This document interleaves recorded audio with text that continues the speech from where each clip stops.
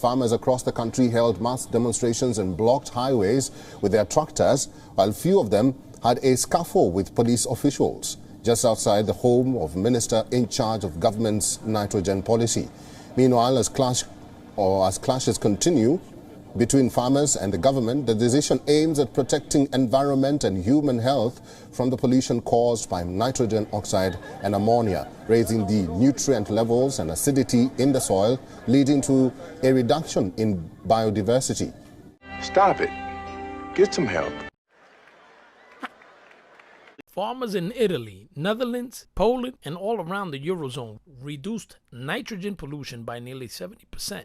Through a voluntary system, but the government says that it is not enough and is demanding that they cut pollution by another 50% by 2030. By the Dutch government's own estimate, 11,200 farms out of roughly 35,000 dedicated to dairy and livestock would have to close under its policies. 17,600 farmers would have to reduce livestock, and total livestock need to be reduced by 1/2 to 1/3. The Dutch government has demanded that animal farming stop entirely. In many places of over 25.7 billion the government has set aside to reduce pollution. Just 1 billion is for technological innovation, with most of the rest for buying out farmers. This effort has sparked a fierce backlash among Dutch farmers, who argue that the government seems more interested in reducing animal agriculture than in finding solutions to protect food supply and their livelihoods. The Netherlands is the largest exporter of meat in Europe and the second largest exporter of food overall by economic value in the world, half the size of the world after the United States. A remarkable feature for a nation half the size of Indiana. Farm exports generate nearly 100 billion a year in revenue. Experts attribute the nation's success to its farmers' embrace of technological innovation. So let's go forward and see some clips. Editor roll clip. Fair use.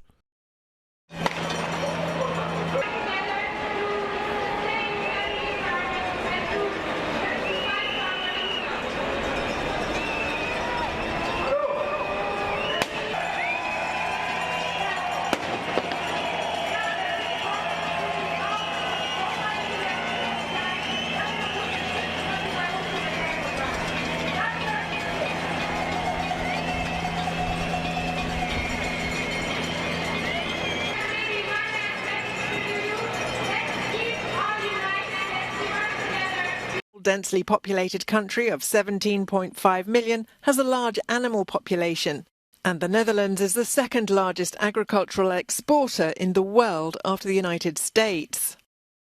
Our members say it's enough, the limit has been reached. That means we will prepare appropriate actions to make clear in a dignified way that these plans are not acceptable. Sustainability, relocation or termination are the options that farmers are faced with, for which 24.3 billion euros in subsidies is available. The nitrogen plan must lead to a 50% reduction in total nitrogen emissions by 2030. Farmers from all over the country headed to the little town of Stroe. Ignoring police instructions, they blocked motorways, causing traffic chaos. The rally was held at one of the threatened farms and was the largest since protests started a few years ago. Among them were many young farmers who blamed the government for ruining their future, like 19-year-old Jesse Baars, who wants to follow his father's footsteps and take over the family's dairy farm. I don't think I have a future in farming, because we have to reduce our cattle by 70%. With only 80 cows, this won't be profitable, so we will have to close. Isabelle van der Kief takes care of 1,800 calves. She says farmers' actions have not affected popular support. We received a lot of support with this protest. When we were travelling, we got many thumbs up of people passing by. You feel that they really understand that we don't want to cause trouble and that this is just a cry for help. Anger among Dutch farmers has reached boiling point, looking at the thousands that have left their farms to attend this rally.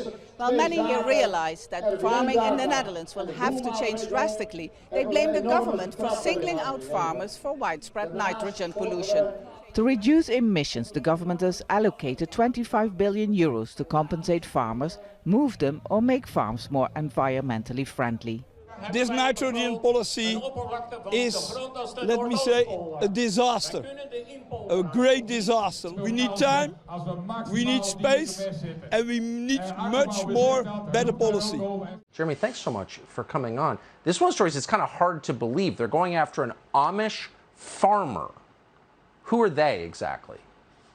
We have the U.S. Marshal Service recently raided Amos Miller's organic and holistic farm, demanding he cease operations, and they charged him, as you said, with $300,000 of fines, economically crippling the man. And what's happening is you have the armed federal agents are demanding he stop food production because of the meat, and you have him saying, well, you know what, I want to keep farming. So you have this back and forth between the giant empire of the U.S. federal government and this tiny little farm in Birmingham, Pennsylvania. So they went after gyms, organic farmers, and churches. So maybe they're against anything that's wholesome and edifying that makes you stronger and healthier and in favor of everything that diminishes you and makes you more dependent. I'm just sensing a theme here. Do you see this? Yeah, and another thing the community says is that they're coming after Amos to set an example. They're coming after an independent, successful farmer who takes out the government middlemen and provides food directly to his community and his people. Now, by taking out the middleman, by taking out the government, you're taking power away and taking leverage away from the government and putting that power and leverage in the hands of the community and the farmers and the people. And another thing I'll add is Amos's farm doesn't use any gasoline or any fertilizer. Now, as you know, these commodities have become very expensive because of Biden's policies in regards to the war in Ukraine and Russia. So Amos has completely eliminated any risk coming from the international or domestic politics of the Biden administration. And, you know, they're coming after him for it.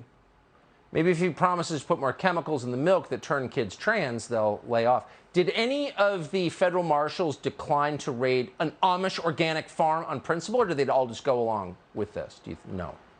All I know is that many federal agents did not decline to go and did go along with it and raided the farm and took inventory of Amos's farm to make sure that he doesn't sell or produce any more meat.